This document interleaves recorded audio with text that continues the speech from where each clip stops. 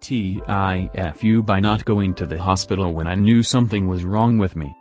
As usual, this did not happen today. But rather 7 months ago. I'd like to preface this story by saying that at the time of this incident I was 29 years old. First, a little backstory. Sunday, April 2, 2017 started like any other Sunday for me. I woke up, did a little workout and then headed out for the day to get some errands done. Number 1 on the agenda was to get both my girlfriend's oil changed, as well as my own. I drove down to the oil place and got hers done first, then drove back to her house and picked up my car. I drove back to oil change place in my car and had them start on changing the oil on my car. I was sitting in the waiting room watching YouTube videos when the event occurred that would forever change my life. As I watched the video I felt a headache hit right behind my right eye and travel straight back to the back of my skull. Having never had a migraine before, I assumed that this is what it feels like and muscled through it.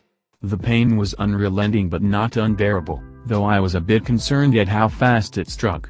They finished the oil and as they did, I texted my girlfriend to let her know that I had a headache and would be heading back to her house to nap it off. I got back to her house, popped a couple ibuprofen, mistake, and took a nap. I woke up hours later still feeling this intense pain in my head. I decided I would sleep it off the rest of the night and in the morning I would be good to go to work. I woke up Monday morning still feeling like shit and decided I was in zero shape to drive to work, let alone work construction all day with the way that my head was feeling. My girlfriend tried her best to convince me that I needed to go to the ER but I told her I just needed more rest and would be fine. She reluctantly let me try to rest as much as I could for the rest of the day, but my symptoms were not getting better. The only relief I could find was taking painkillers, which I'm not a big fan of, and napping. I woke up Tuesday with the same symptoms and it was at this point that my girlfriend decided, enough is enough. Against my protest, she dragged me to the ER, and saved my life. I went into the ER and told them my symptoms, also telling them that I have an extreme phobia of hypodermic needles and anything intravenous. They sent me to do a CT scan of my head, without the contrast because I wouldn't let them tap and for on my arm.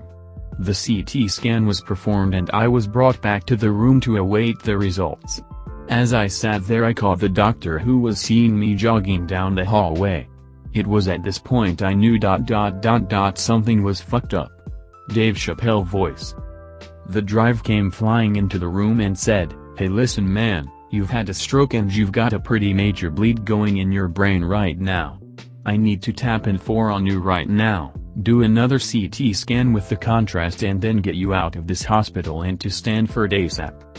My life stopped. A stroke? I'm 29? How could I have had a stroke? I couldn't comprehend what was happening but I looked to my girlfriend and asked her to phone my mother right away. I got on the phone with my mom and, while choking back tears, tried to explain to her what was happening. Side note, I live in California but grew up in New Jersey which is where all my family still resides. I quickly gave her a brief rundown and then got off the phone as the doctors were trying to move quickly on this. I asked her to please call my dad and hung up. What happened next is a whirlwind. They tapped in for, did a CT scan then I was transported by ambulance to Stanford TIFU. I was greeted by the entire neurology department, both residents and students alike. The first woman I met said she couldn't believe I was even still awake, let alone walking and talking. She told me, usually with something like this there are only 2 ways people come in here, either in a coma ... or dead.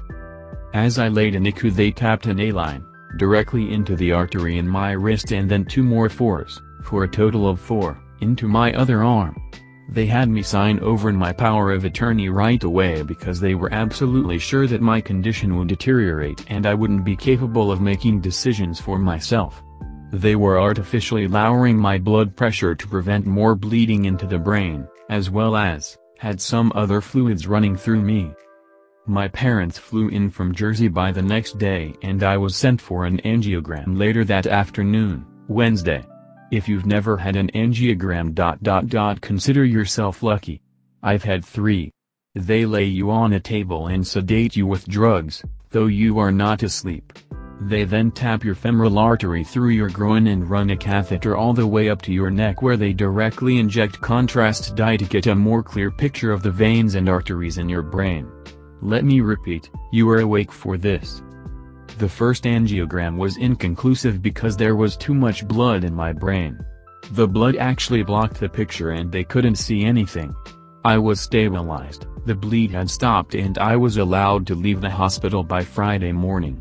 I used up all my FMLA leave, 12 weeks, and have been on disability since. But wait, there's more.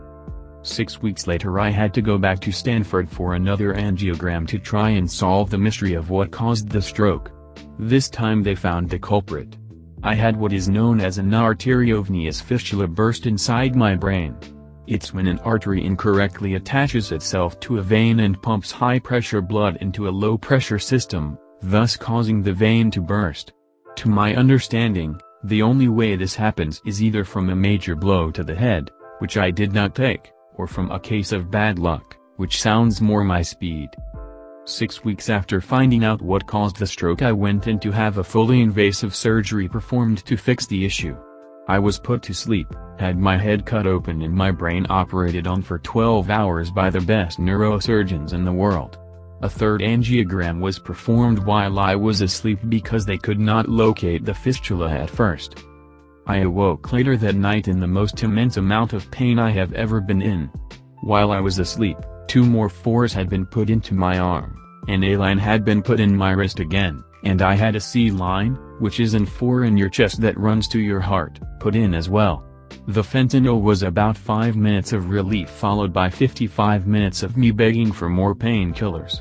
They could only dose me once per hour. Needless to say, it was the longest night of my life. The surgery was a complete success and the doctors told me I would never have to deal with something like this happening again in my life. The next day after the surgery I realized that I had double vision so bad that I couldn't see with both my eyes open. It was either one or the other. I had to patch my eye until I could see a vision therapist a few weeks later.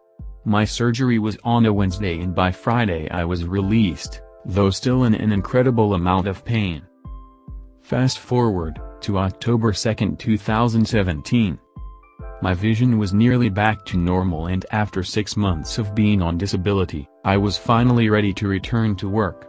I was so excited my first day back, even though I wasn't in the field and was simply doing work in the tool room. Around 11:30 a.m. I took my lunch and finished reading my book I had been reading. At 12:30 p.m. I returned to work, and about 10 minutes later I decided I had to use the bathroom. I left the tool room trailer, walked across the yard to bathroom, did my business and walked back to the tool room. As I walked back, I looked to my left to see what foreman had just pulled back into the yard, then quickly back to the tool room door. Only there was a problem.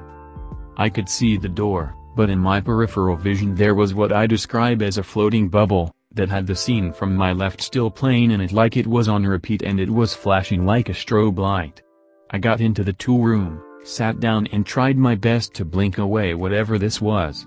I started getting nauseous, lightheaded, and my left foot began to tingle. I think I tried to call my fiancée, we got engaged after the stroke in April, for help, but I don't remember because I blacked out. Next thing I remember was a foreman standing over me asking if I was alright, and all I could think was, how'd this guy get in my bedroom? I was delirious. I had smashed my face on the concrete when I fell and had busted my eye and bent my glasses. My supervisor took me to the ER where they did CT scans, blood work, EKG and chest x-rays. My white cell count was through the roof, but they couldn't find any sign of infection, so they diagnosed it as dehydration and syncope, passing out. I did a follow-up with my PCP, primary care physician, and when looking at the blood work she asked for me to go back to Stanford Neurology to talk with them. And so I have ... and this is where I am today. I was diagnosed with a seizure disorder. The issue, as I've been told, is a direct result of the stroke and not the surgery. Due to the amount of time I allowed blood to flow into my brain, It has caused a bruising and damage to that area of my brain, which is what led to me having the seizure. Had I gone to the ER right when it happened, things may be different today. What this means for me now is I'll likely lose my Class A license and my career of doing physical work is over. Thank God the company I work for is so large that they can move me to another position where I won't be doing that type of work. However, that still does not change the hurt and disappointment I feel. Working construction has been my all-time favorite. I'm a blue-collar guy and I get a sense of accomplishment at the end of each day. I've poured blood, sweat and tears into this career, and now that aspect of it is over. My days of being on a crew, joking around with the guys and generally having a good time while doing the physical work we do is done. It sucks. I'm not happy about it, but I don't let it change my outlook on life. I refuse to give up on life. I can get through anything and I will get through this. I'm out of work until January 8, 2018, at which point I will return and meet my new tasks with the same passion as I did before. I tell this story as a bit of caution to anyone else out there. Please, I'm begging you. If you ever feel like something is wrong with you, do not hesitate. Go to the hospital. Don't be like me, Mr. Tough Guy, thinking you can get through it. You know your body better than anyone else on this planet, which means you also know when things aren't right.